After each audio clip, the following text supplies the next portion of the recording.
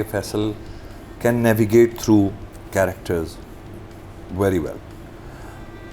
When it comes to Bahrupiya तो शायद मेरे पास अपने आप को ये समझाने के लिए एक बात है, Faisal did not get the due amount of time and attention. मुझे लगता है यानी ये वो इस तरह के काम है जब आप साल भर की छुट्टी लेते हो and then you start designing each and every step of your movement, because now you playing multiple characters and multiple characters के लिए फिर मल्टीप्लिसिटी अंदर अपने डेवलप होना. और जिस तरह का हमारे यहाँ का स्पीड है काम की एक सेट से दूसरे पे, और माशाल्लाह फैसल का इस वक्त अपना टॉप टाइम चल रहा है, तो मुझे ये लगता है कि फैसल को जो मुझे इन्वायरमेंट मिलना चाहिए था वो शायद नहीं मिला, जिसकी वजह से आज वो जो खुद वो रोल कर रहा है वो अच्छा है, एक्सेप्ट एक दो चीज़ें जो मैंने देखी हैं मुझे नहीं समझ में आई.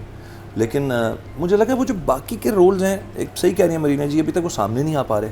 और मुझे लगा कि वो नेविगेट करना बड़ा ज़रूरी था उन सारी चीज़ों में. और चूंकि हम वो कैरेक्टर्स देख ही नहीं पा रहे हैं अभी तक, तो वो एक मिस्ट्री है कि वो कैरेक्टर्स कब आएंगे, जब हम एक फ्रेम में या दो फ्रेम्स में.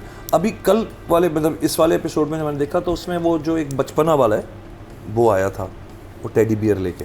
वो मुझे लगा कि राजा रानी से आ गया है. हाँ, क्योंकि घर भी वही था. तो राजा रानी आपने देखा था ना? राजा रानी मैं देख नहीं सका, लेकिन उसमें मुझे ज़ाहिर है मैंने क्लिप्स देखे थे, तो उसमें वो मासूम सा एक किस तरह फैसल बना हुआ है.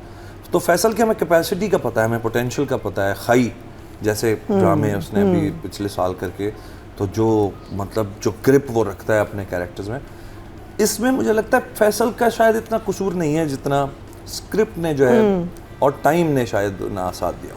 तो ओवरऑल बहरूपिया को इस वक्त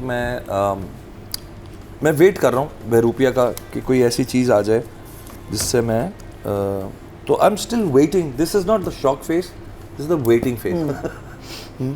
shock face has become many things. Okay. इसके ऊपर लिखा होना चाहिए waiting face, this is my waiting face. Nadia जिस तरह और बहुत माइन्यूट डिटेल्स लेकर चलता है.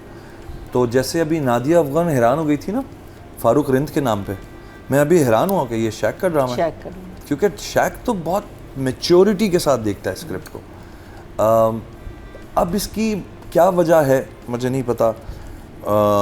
शायद मुझे लगता है वो जो मेन कॉन्सेप्ट है ना, the main theory of Bahurupiya was bigger on paper, मुझे लगता है, या was not bigger on paper, was bigger in their minds and it did not come out, translate नहीं हो सका. जो हाँ, मुझे भी लग रहा है कि राइटिंग फिर बेहतर है, डायरेक्शन में आके इश्यूज मुझे लग रहे हैं ज़्यादा. लग रहा है आपको? हाँ. अच्छा, मुझे लगता है दोनों में से कोई एक मसला जरूर है. राइटिंग में क्या है?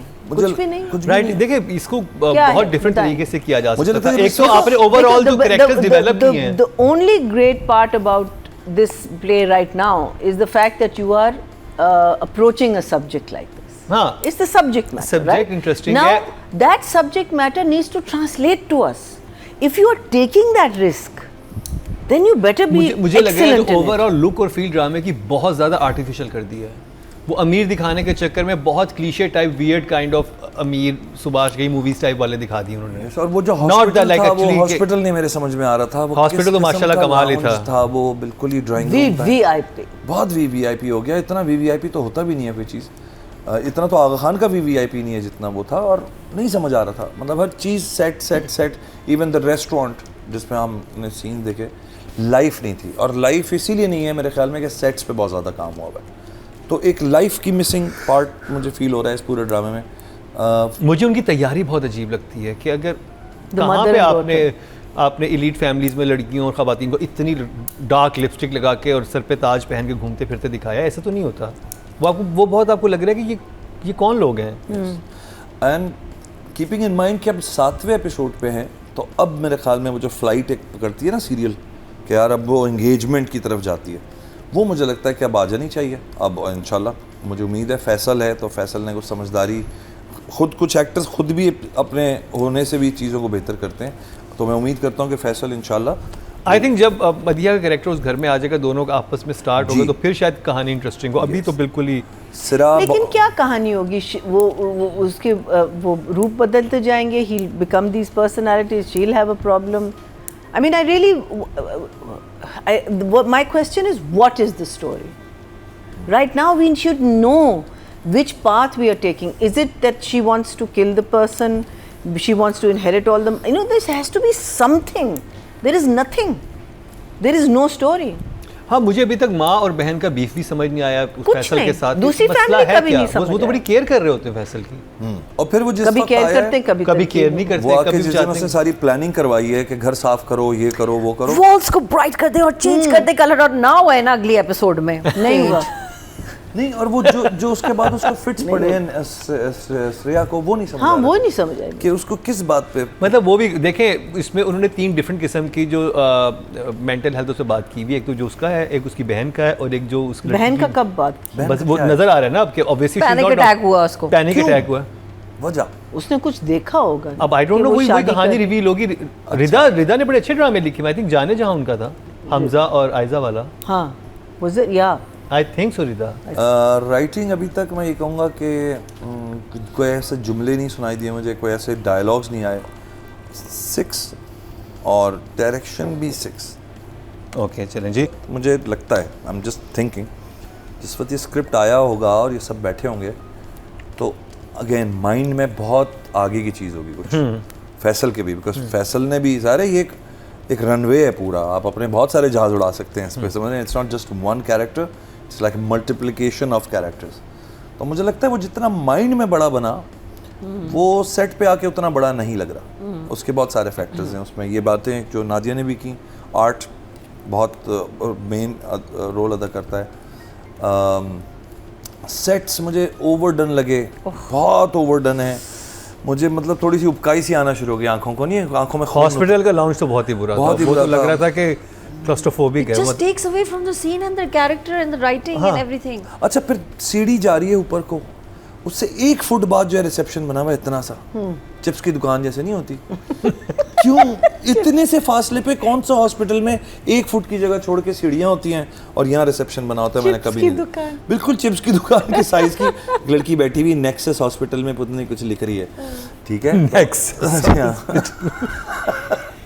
यस, मैंने गौर से पढ़ा, नेक्सस था। मैं भी टेक्सास हॉस्पिटल, और 1 फुट का फासला कब होता है एंट्रेंस पे? भाई हॉस्पिटल है, यहाँ से लोगों ने गुजरना है। it seemed like a It was the VIP weapon room. factory. It wasn't the hospital. अच्छा, आप लोग क्या? ओह, अमीर It was लोग, the रिच लोग वहाँ जाते हैं, Yeah, क्या हो They गया? go to the VIP section. चलो उनके लिए भी कुछ, चला 2 फुट तो छोड़े गुजरना, वीवीआईपी ने भी गुजरना होगा।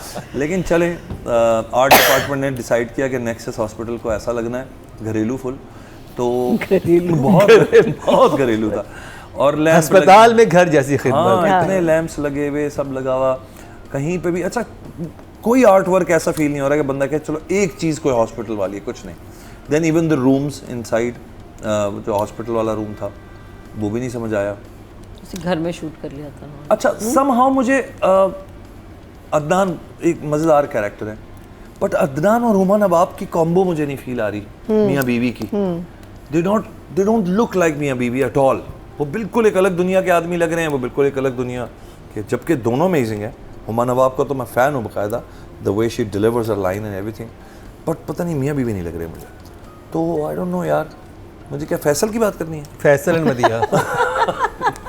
भाई फैसल अच्छा एक्टर है, सीधी सी बात है, मैं क्या कह सकता हूँ। फैसल को मैं यही कहूँगा कि कभी कभी आप किसी मैच में, जैसे क्रिकेटर बहुत अच्छे होते हैं, नहीं खेल पा रहे होते अभी तक, एज सच मेरे लिए, मेरा पॉइंट ऑफ व्यू हो सकता है, फैसल के लाखों फैंस हैं पूरी दुनिया में, हो सकता है वो डिसएग्री करें, अभी तक मुझे इंतज़ार है कि कोई ऐसी चीज़ आएगी जो फैसल ना, जिस पे हम तालियां बजा देंगे कि वाह वाह वाह वाह यार क्या काम कर दिया।